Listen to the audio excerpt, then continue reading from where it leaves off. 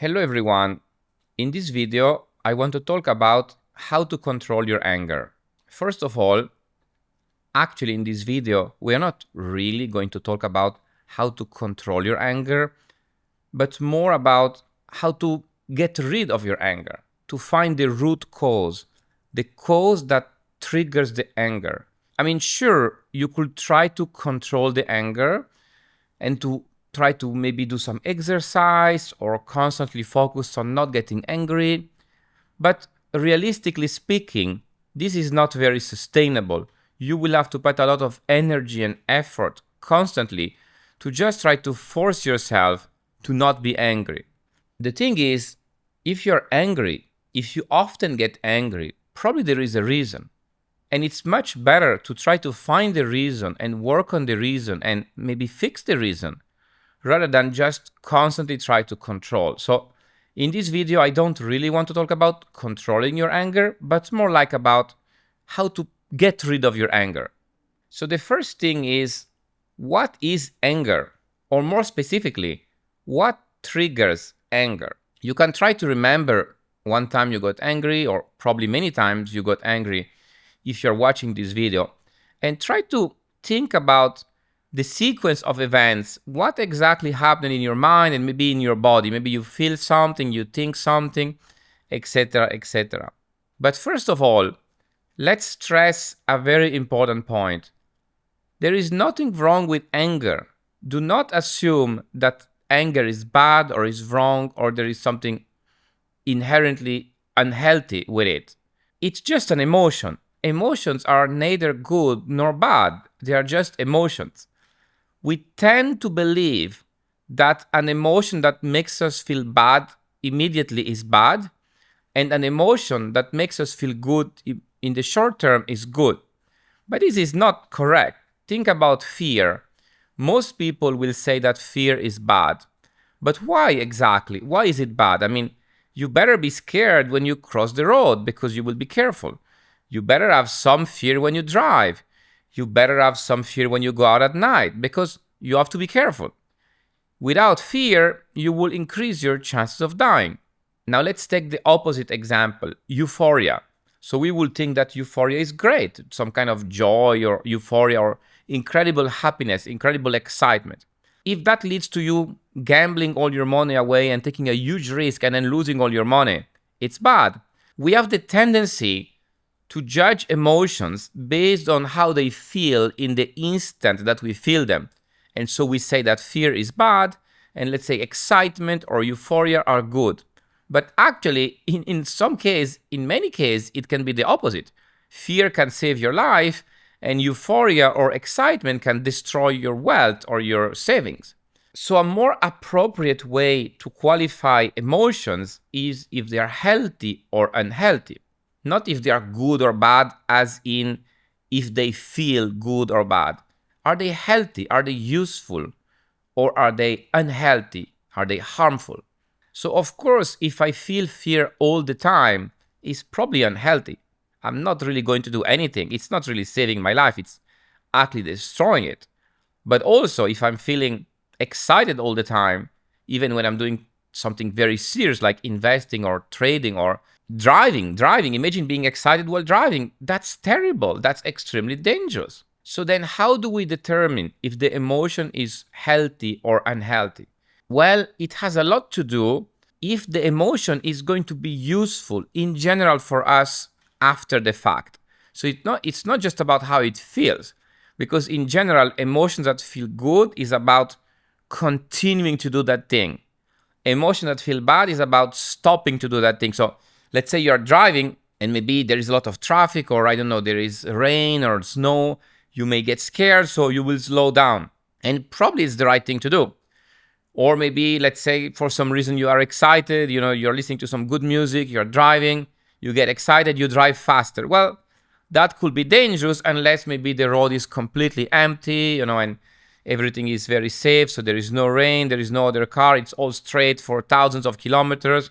Then, okay, why not? So the question is really on what, let's say, the environment is, what the outside situation is. The healthiness, I'm not sure if that word exists, but how healthy an emotion is depends on the context around it. So there are times where it's very good to be scared, and there are times where it's very bad to be scared, and there are times where it's very good to be excited, and there are times where it's very bad to be excited. So it's really about the context. So the first myth I want to dispel is the fact that it's always wrong to be angry. It's not. There are cases where anger is healthy. So let's look first into healthy anger. So for example, imagine that someone is threatening you, or someone is, let's say, crossing a boundary, crossing a red line. I will argue that getting angry is the right thing to do. You're really sending a message, you're sending a signal, like, stop, don't cross this line, stay away from me, or even don't bother me. I mean, if someone is invading your personal space, or is breaking some rule, or crossing some line, or violating something you believe they should not be violating, of course you should get angry. You are basically pushing them away. We could argue that anger is a form of maybe soft violence. It's not like big violence like punching, but it's a form of soft violence. But if you feel attacked, because it's a form of violence too, then you want to react. And you can very well react with anger. But this is anger as the crossing of a boundary. Someone has crossed the line. You indicate to them with anger that they should not cross that line. This is healthy anger. So what is unhealthy anger? Unhealthy anger is, so first of all, the difference between healthy anger and unhealthy anger is not in the way you express the anger. Well, it can be, of course, you don't want to get incredibly violent. You want to express your anger in a civilized way, if possible. But really, what distinguishes healthy anger from unhealthy anger is what triggers it. This is very, very important. The difference between healthy anger and unhealthy anger is what triggers it. So, as I already explained, healthy anger is triggered by someone crossing a boundary. You send a signal, you say, stop it, don't cross the line, go away, don't bother me, stay away from me. This is the healthy anger. Someone has crossed the line, that's the trigger. Now, the unhealthy anger is a little bit more complicated. So here we have to analyze a little bit more.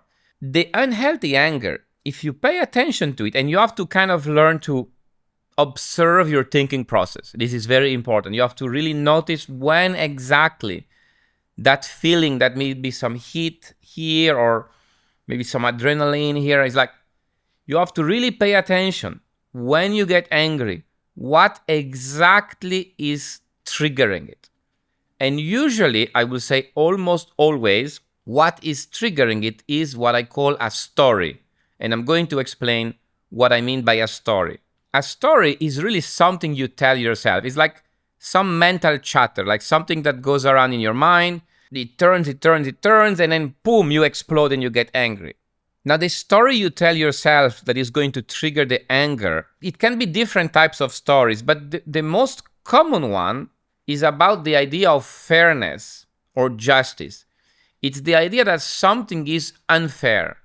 So let me talk you about a small experiment that is very, very interesting because it shows that even for animals, anger is deeply rooted in our brain. So in the experiment, they do this. They take two small monkeys, and they put them in a cage. So they can see each other because they can see each other from the bars of the cage. So the cage, they can see each other, but they cannot touch each other because the cages are like far apart. The two monkeys are here, they are waiting in their cage, and they look at each other. Now the scientist that is doing the experiment is going to give, I don't remember, I think like a cookie. So he gives a cookie to the first monkey. The first monkey eats the cookie and is very happy. Then he gives a cookie to the second monkey. The second monkey is very happy. He eats the cookie. Then he gives a grape to the first monkey. So again, second turn. Turn one, cookie first monkey, cookie second monkey. Second turn, grape to the first monkey. The monkey is very happy. And then gives a cookie to the second monkey. The second monkey takes the cookie and throws it back at the scientist. is very, very angry. Now, keep in mind that monkeys, I mean, at least those type of monkeys, they love grapes. It's their favorite food. So what happens here? I mean, why the first time the monkey is happy to receive the cookie, but the second time he's not? Because he sees the other monkey getting the grape. So in his mind, he starts to think that this is unfair. This story, I will explain why it's a story, but this story of unfairness is usually the main story that triggers anger. So we feel anger when we feel that something unfair has happened to us. Now, from an evolutionary perspective, there must be a logic to it. So probably in a tribal environment where there is a small group of either monkeys or people and they interact with each other and they are kind of similar. It's not that there is a billionaire monkey and like a beggar monkey. So every monkey is, I mean, sure, there is the alpha male and there is some kind of hierarchy, but the differences are not that big.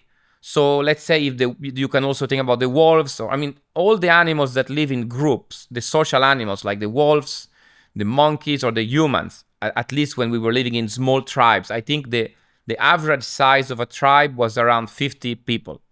So in those tribes, everyone is kind of a little bit similar. Yes, sure, there is a hierarchy, and there is the chief, and then there is the average person, but still the differences are not that big as in today's society, where we have cities with millions of people. So the thing is, yes, let's say when when a pack of wolves kill an animal, the alpha wolf eats first. But it's not that he eats everything and he leaves nothing to the other wolves. So they kind of split. So it's like, if one wolf is going to get everything and the other wolf get nothing, then they will get angry and they have to. Even if they are lower in hierarchy, they are less important in that they have a lower social status in that group of wolves, they still have to fight for their survival. So the idea in this group of wolves is that the alpha male is the chief, is the boss, basically. And you can challenge him and try to take his place, but most likely you will die because he's the strongest one. So usually you stay at your lowest place. Let's say you're a beta, or I don't know like what is the ranking, but you're a lower ranking wolf, and there is the alpha wolf, which is the boss. And he will eat first, he will eat more, he will have a lot of privilege. He's kind of leading the pack. Same for monkeys and same for humans. So if you're the lowest one, you're not going to challenge the top because you know you will die. But then you cannot let him take everything either. You cannot let him eat all the food. So you will not challenge him. You will accept that he will get a much bigger share of the food. But then if he doesn't leave you anything, the distribution is too unfair. He's getting 99% and you're getting 1%. Then you will do something. You will not necessarily challenge him. You will not attack him and kill him. But you will express anger. You will express that you are not happy, which is basically what anger is. It's an animalistic form, let's say, of expressing unhappiness, very strong unhappiness. So it has to exist for evolutionary reasons, because again, it cannot just be it cannot just be binary, as in, if you're a lower status wolf, it's not that it can be you either challenge the alpha male or you do nothing. There has to be something in between. So of course, if you're a strong wolf and the alpha male is a strong wolf and there is lots of meat, you may try to challenge him. You may risk your life to challenge him to take his place. But if you're not as strong as him, it's a huge risk because most likely you will die. You will not dare to challenge him. But that doesn't mean you expect that you will get nothing. It's not that the alpha is supposed to get everything and everyone else is supposed to get nothing. The others also want something. So the alpha knows he can eat more than anybody else, but he cannot eat everything. So if he eats too much and he leaves too little to the other wolves, they have to react in anger. They have to express something that is less strong than challenging, but more strong than doing nothing. They have to express anger. So it's required for their survival. So that's probably why it evolved. It evolved because social animals must establish some kind of framework for fairness, because there have to be some kind of fair distribution. Now, fair doesn't mean equal distribution.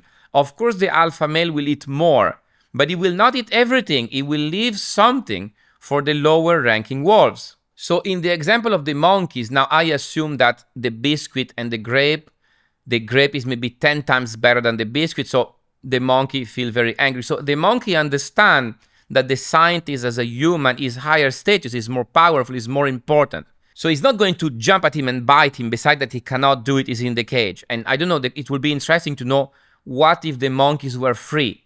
So what if they are free and you give a biscuit to one and a grape to the other? What happens to the one that got the biscuit? Is he going to, he knows that you are superior, I mean, you're human, you're bigger, and you're the one giving, and they are the one receiving. So the monkey understands that you're above him. He knows you are superior, and he has to respect, to some extent, what you want. He has to respect your desire. If you give 2 biscuits, 1, 2, and 1, it's okay. Maybe if you give 2 biscuits to one monkey and 1 biscuit to another monkey, he will not be happy, but he will not do anything. But if you give a grape and a biscuit, then the one that got a biscuit maybe will be, this is really unfair. So he has to express the strong displeasure by being angry, throwing back the biscuit at you, saying, I don't want this. This is so unfair. I'd rather have nothing than be victim of something so unfair. But that doesn't mean the monkey will jump at you and jump at your neck and try to kill you, which will be challenging you. So the monkey understands that you're above him, and he has no intention to challenge you. He doesn't want to take your place. He knows you are the alpha. He doesn't want to be the alpha at your place. So the monkey is not going to try to be the alpha. He's not going to do that. But he's still going to get angry. He's going to express strong displeasure, extremely strong displeasure, to the extent of throwing away a piece of food that he actually likes. Because he likes the biscuit also. He prefers the grape, but he likes the biscuit. But in his mind, because again, he is a social creature, just like us, in his mind is something really bad is happening. In that small society of 2 monkeys, he believes that something really, really bad is happening. And it's the fact that he's being treated unfairly. So he wants to fix that. He is not willing to challenge the alpha, but he's willing to challenge the fact that this act is unfair. So he's not challenging the individual, but he's challenging the action of the individual by expressing his discontent, by saying this is very, very unfair. Now, in a very simple society, like the society of monkeys, it's kind of obvious, it's kind of easily visible what is fair and what is unfair.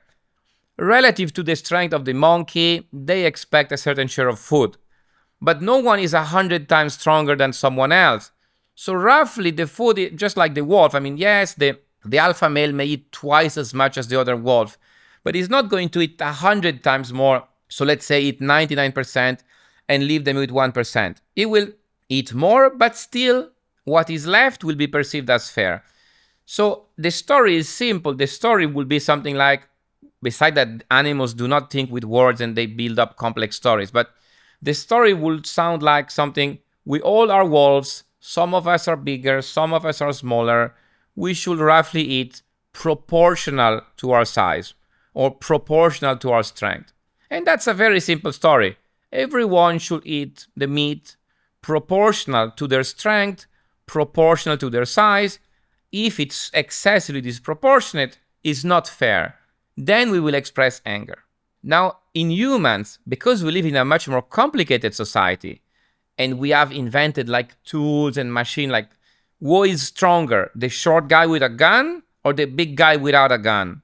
So already the gun makes a difference. But then if you can convince 100 people to fight for you as a leader, let's say, then you're stronger. Or maybe if you have a lot of money, then so power is very complex to establish who is more powerful, because someone may have money, someone may be smart, someone may be strong, someone may be fast, I mean, whatever. So it's very difficult.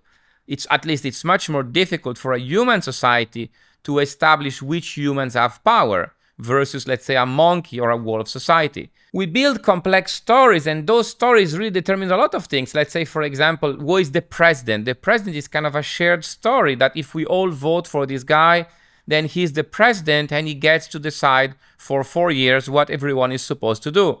So the president becomes powerful because of a story. He's not faster or stronger like the wolf. I mean, the alpha male is very clear why is the alpha male. He's faster, he's stronger, everything. But the president, maybe he's an old man. Maybe he's mentally challenged. Maybe he's sick. I mean, maybe he's even not that expert at anything. but still, people voted for him.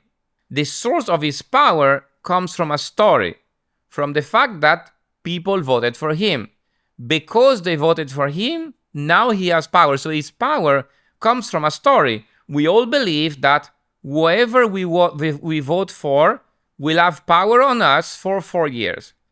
If we suddenly stop believing in this story, this person will have no power. So he has immense power just because we together, all of us, believe a story that he has power because we voted for him. And he has power for exactly 4 years because that's the story.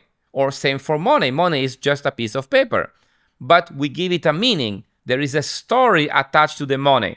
We give a meaning to the money. And so now if someone has a big stack of that paper, he is very powerful. And if someone doesn't have much of that paper, he's not powerful. Just because we all decide together to believe in that story. So without the story, money has no power. Without the story, presidents have no power. So those stories are what make human societies very complex. And they are very useful because they also allow human societies to cooperate. But at the individual level, those stories can be dangerous. They can lead to a lot of problems. Now, I may have my own story about what is fair and what is not fair, what is right and what is not right. And everyone else might have their own story. So let's say that, for example, I go to a restaurant, and let's say it's a good restaurant. Let's say the dinner is going to cost a few $100s. So it's an expensive dinner. So I expect, of course, excellent food. Now, the waiter brings the food, and let's say the meat is overcooked. Now, in my mind, because I'm paying a significant amount of money for that restaurant, I have an expectation, I stress the word expectation, that the meat has to be cooked perfectly. This is my expectation. It's a story I tell myself. It's a story where I say, if the restaurant costs more than $100 per person, the meat should be perfectly cooked. It's a story. It's an expectation. It's like, I believe that this is right. It's like, if that restaurant costed $10, I wouldn't really expect the meat to be perfectly cooked. I would be happy to get meat at all for $10. But if I pay $100, I expect the meat to be cooked properly. If the meat is overcooked or undercooked, let's say it's not cooked properly, so it doesn't taste good, then I'm like, this is not right. This is not fair. I'm doing a sacrifice. I'm giving away $100 from my hard work. I work hard to earn $100. I expect that when I pay $100 to get meat in a restaurant, the meat has to be cooked properly. Now, if the meat is not cooked properly, something is wrong. Basically, something is wrong with the universe. Something is wrong with the world. Something is wrong with the restaurant. Something is seriously wrong. And so I get angry because I express my anger. I don't kill the person. I don't want to be the alpha male. I don't want to be the owner of the restaurant. It's, of course, a stupid example, but I will express my anger. I may very well lose it because at the end, this anger thing is probably before we built a rational mind, because animals have it. So it means that we had this anger response before we had a rational brain. So of course it can overwhelm our rational brain because the impulse may be so strong. The story, we tell ourselves lots of story. Like, for example, money is important. Presidents stay in charge for 4 years. But a lot of stories, like, for example, stories like deserving something. I mean, what does deserving mean anyway? We will look at it in other videos. There are just so many stories, stories where we believe that things should be in a certain way, that certain things should not have happened, certain things are right, certain things are wrong.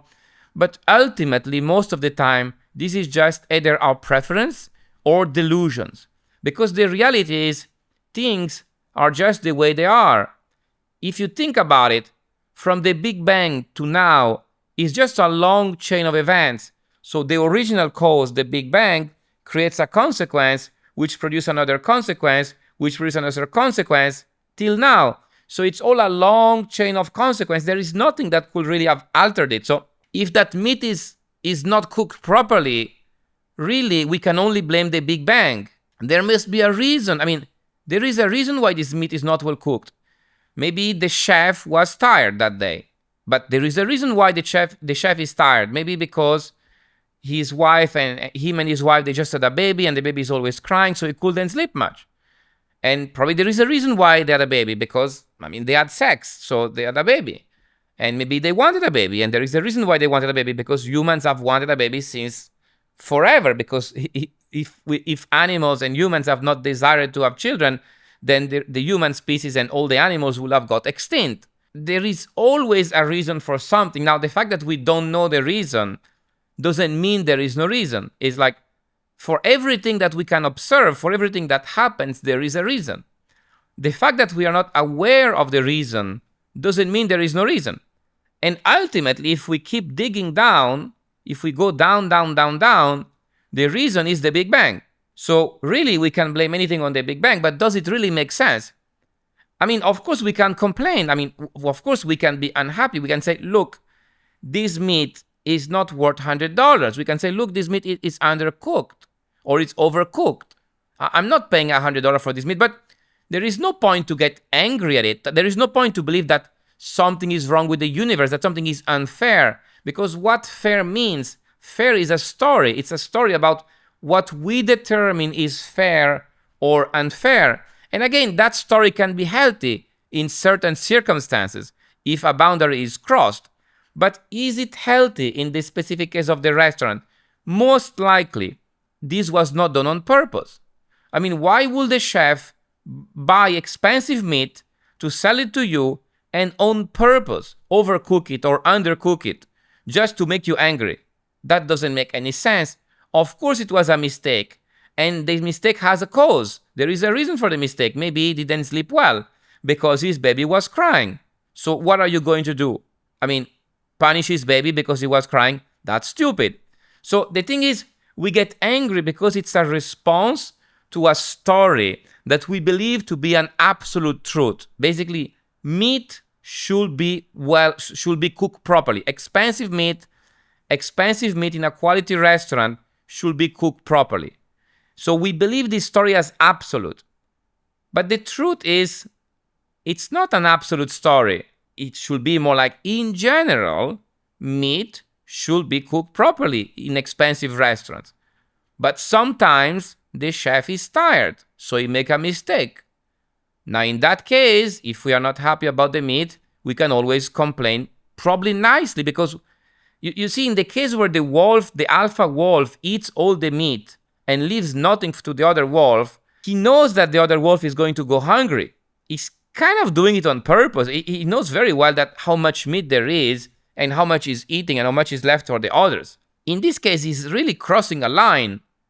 He's really hurting the other wolf, so the other wolf has to react. He has to get angry because there is intention. It's not a mistake. It's not that wolf ate the meat by mistake or something like this. It's deliberate. So if the alpha wolf eats all the meat, he knows the other wolves are going to starve. So the other wolf have to be angry. It is healthy for them. Now, maybe there are cases where it's not healthy for a wolf to be angry. I'm not sure. Possibly not.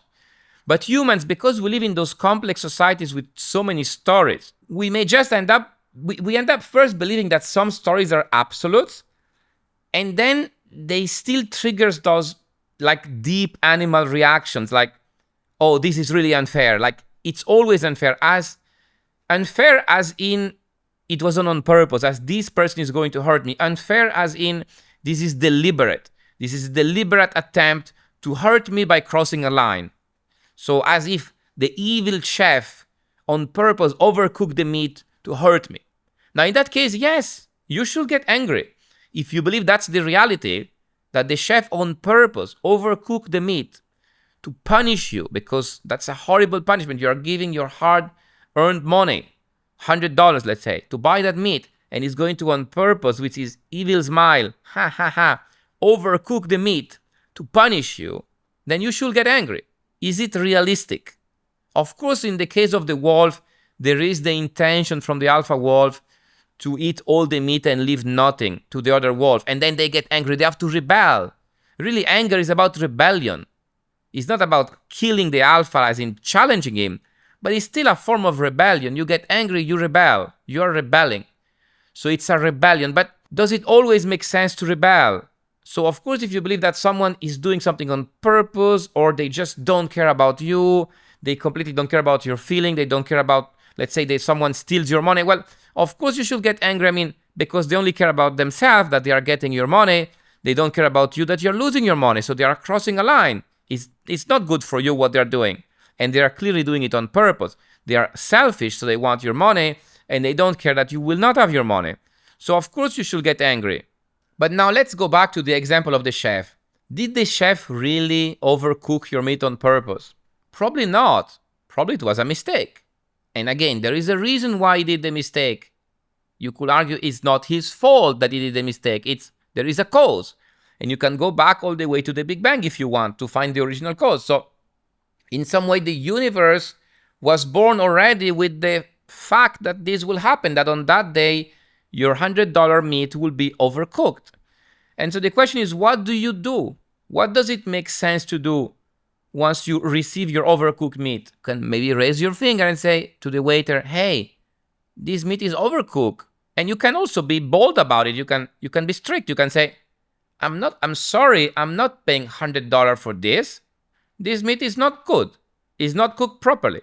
It's not that you have to say, I don't like the meat, it's not that great, and then you still eat it and pay. No, you can say, this meat is just not good. I'm sorry, but I'm not paying. Now, this doesn't mean you're going crazy and throwing plates and breaking stuff and screaming at everyone. Why? You don't need that much rebellion. It's also about degree of anger. So if you believe someone is really trying to hurt you, then you may get very angry because you have to respond strongly to defend yourself. But if in this case it's a mistake, well, you still have to get angry a little bit. So there is a right amount of anger, but it's minimal. It's more, let's call it a complaint. So it's just a small, minor amount of anger, which could also be no anger at all. It could just be, you will still complain. I mean, if you're not happy about the meat, why not say it? Say it. But do you really need to attack, especially the waiter, but even the chef? Why do you need to attack him? Of course it was a mistake because he has no incentive. There is no advantage for him to give you a poorly cooked meat. You will most likely not return to his restaurant, which is what he wants. He wants you to be happy. He wants you to return to the restaurant. Why he will give you bad meat? He clearly wants you to come back. So clearly something went wrong and he's not aware of it. So really in this case, all you need to do is inform him and say, hey, this meat is not cooked well. Can you replace it? And most likely he will replace it because he wants you to come again. So that's problem solved. In the case of the wolf, if the alpha wolf is eating all the meat, it's not that the lower status wolf can say, hey, can you just not eat all the meat? The alpha wolf look at you and say, huh? What do you want? So he needs more anger, a little bit more, not too much as in challenging the alpha and then he will get killed, but still a little bit more rebellion, a little bit more complaining, a little bit more aggressive. At the end of the day, every complaint is aggressive to some extent, but it's about the degree of aggressiveness. Raising your finger and say, hey, this meat is not great, is maybe 1% aggressive. It's still a little bit aggressive. You could just shut up and eat your meat. That will be zero aggressiveness. But that's probably not the healthy response. That's probably not the right response. The right response is to say, hey, this meat is not cooked properly in my opinion. Look at it. And the waiter, oh yeah, you're right. You're right. Let's change it. That's it.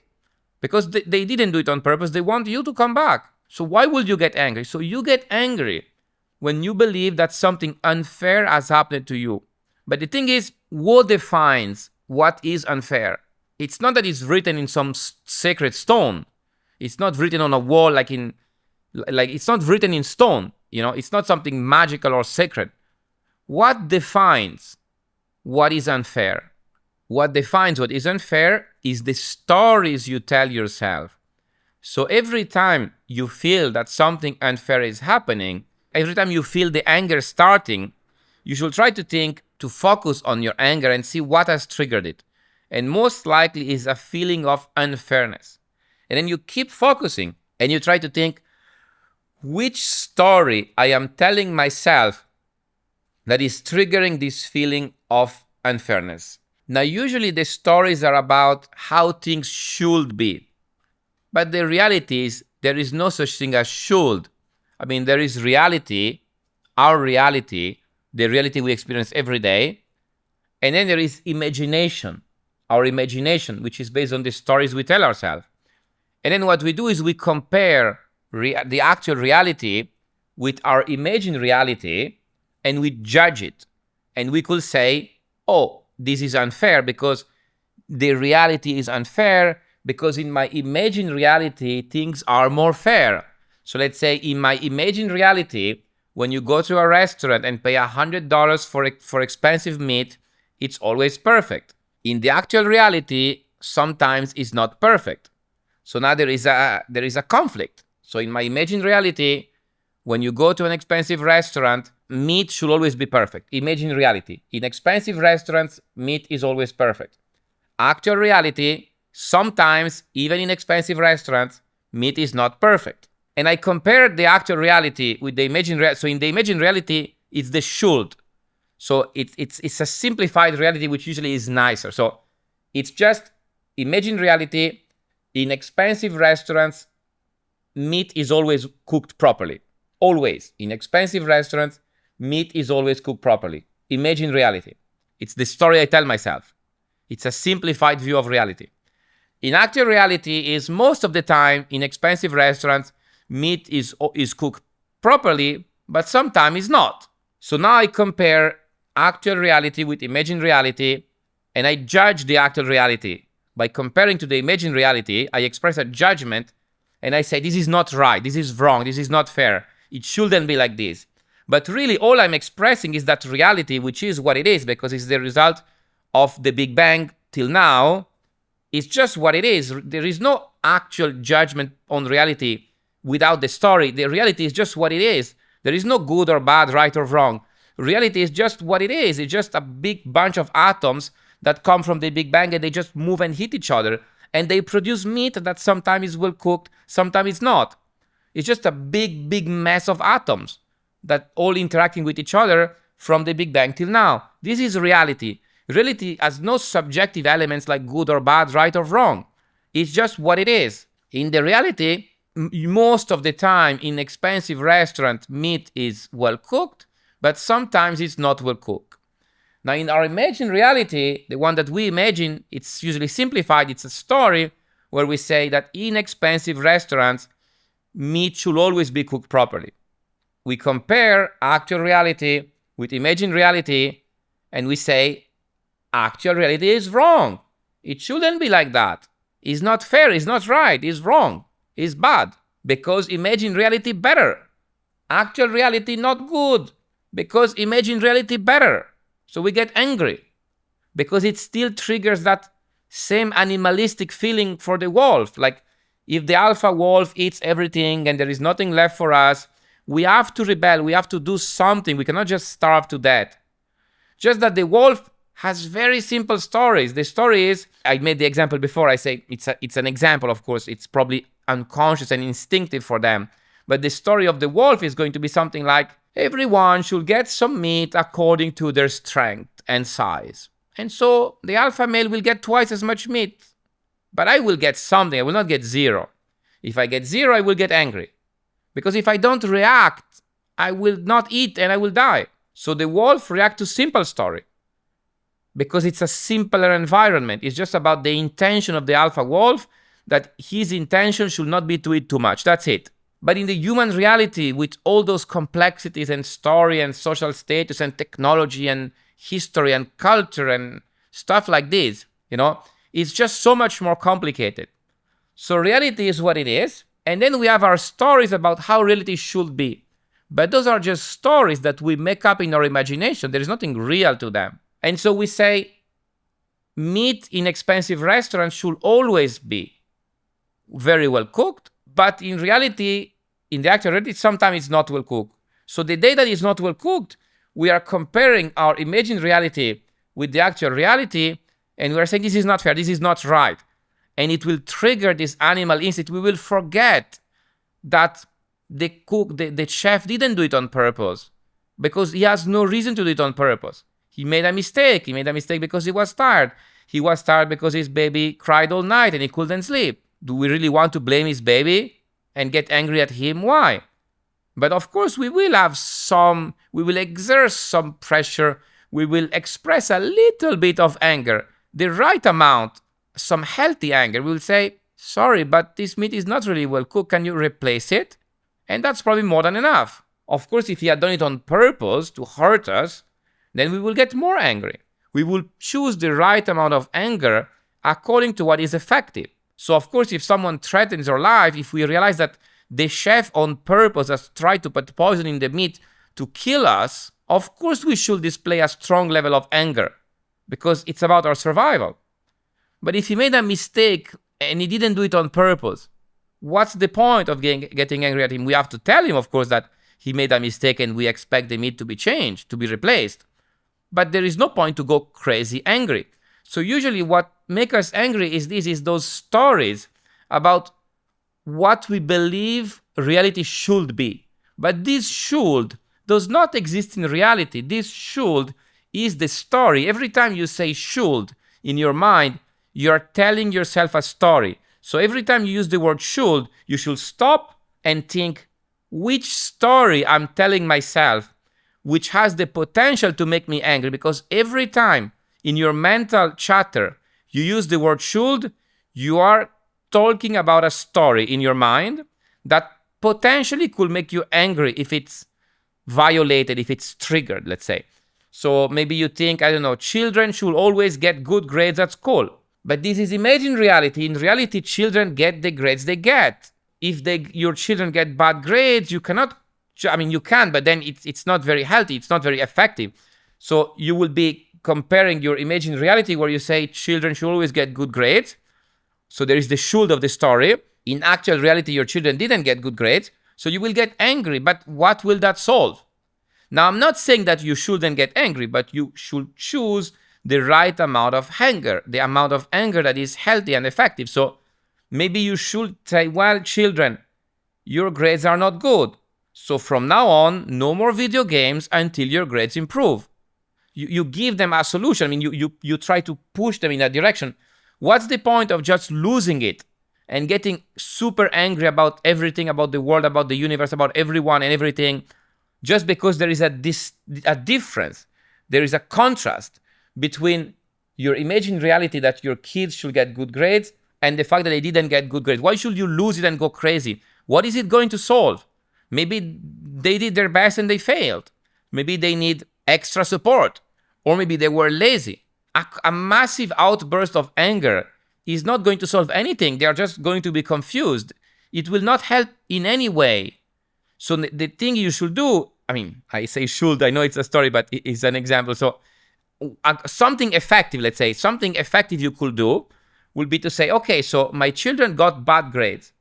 I would prefer. So instead of saying they should have good grades as in the story, I could say my preference would be that they have good grades. So it's not really that it should be. It's not that there is something wrong with reality if they have bad grades. They got bad grades. Hey, that's reality.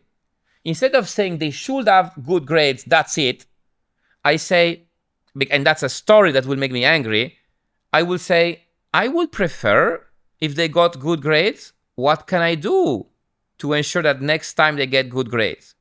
Well, first I have to understand why they got bad grades. Maybe I will talk to them. I will try to understand. I will not ignore the problem. I will check how many hours they spent playing video games. If they spent many, many hours playing video games, then I suspect that they didn't put too much effort at school. So maybe I will say, no more video games until your grades improve. That's it. It's still a complaint. I'm still using a little bit of violence by saying no more video games. I'm prohibiting them from doing video games until the grades improve. So I'm still expressing some anger, just like when I ask to replace the meat by saying no more video games, I'm still expressing some anger. So, and they will not be happy that they cannot play the video games, but still I will say no more video games until your grades improve. But let's say now that I discovered that they have not been playing any video games at all and they have been studying very hard, but still they got bad grades. Well, now I need to solve the problem in a different way. I need to say, I understand that you did a lot of effort, but still you got bad grades.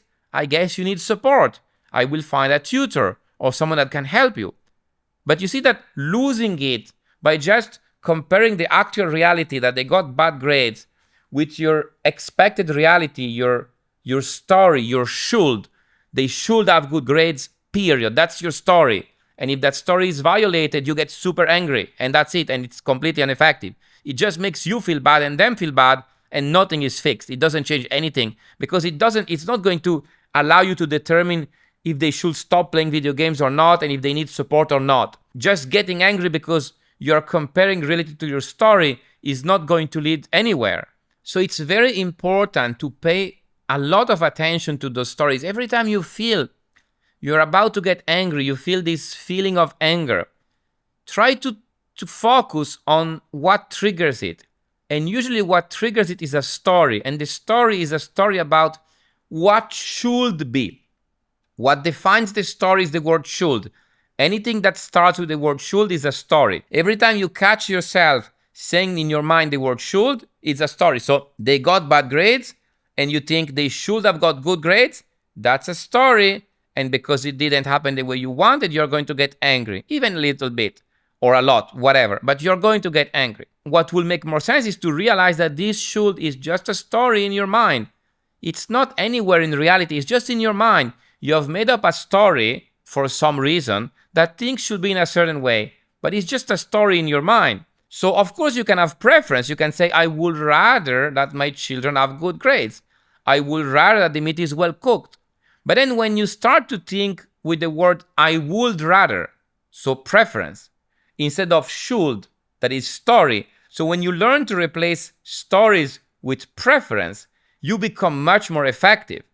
So your meat is not well cooked, raise your finger and say, I'm sorry, this meat is not well cooked, can you replace it?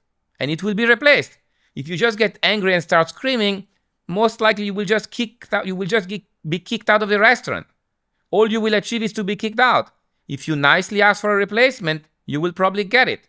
Your children got bad grades. You will rather that they have good grades. If you just scream and lose it, they will just be scared of you and hate you.